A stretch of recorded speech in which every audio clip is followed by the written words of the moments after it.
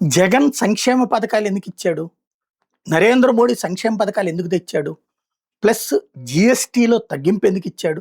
Insurance అదే మన income టాక్స్‌లో ఎందుకు తగ్గించాడు? అంటే డబ్బులు చేతిలో ఉండాలి. నా దగ్గర డబ్బులు లేకుండా నేనెట్టా కొంటాను? ఇప్పుడు నా చేతిలో డబ్బులుంటాయి. ఇప్పుడు ఫర్ ఎగ్జాంపుల్ నా దగ్గర ఒక రూ. 10,000 ఆదాయం ఉందనుకుంటే, నేను నెలకి ఖర్చులకే 10,000 అయిపోతే ఇంక నేనేం చేయలేను. అలా కాకుండా నెల ఖర్చులు ఒక 6, 7 వేలు అయ్యో 2, 3 వేలు మిగిలుంటే అప్పుడు నేను కాస్త విలాసవంతమైంది. అంటే ఓ టీవీ కొనుక్కుందామా, ఫ్యాన్ కొనుక్కుందామా, రేడియో కొనుక్కుందామా ఇట్లా వేరే వాటిటికెళ్తాం.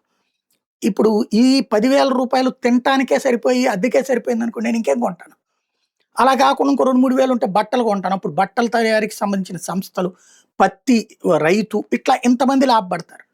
బట్టలు కొంటేనో, లేకపోతే టీవీ కొంటేనో, లేకపోతే ఒక బండి కొంటేనో, ఇట్లాగా అంటే ఇండస్ట్రీస్ నుంచి వచ్చేటటువంటి మెటీరియల్ కొంటేనే ఇండస్ట్రియల్ గ్రోత్ జరుగుతది. అట్లాగే అప్పుడు రైతుకు కూడా లింకప్ అయిన డెవలప్‌మెంట్ జరుగుతది.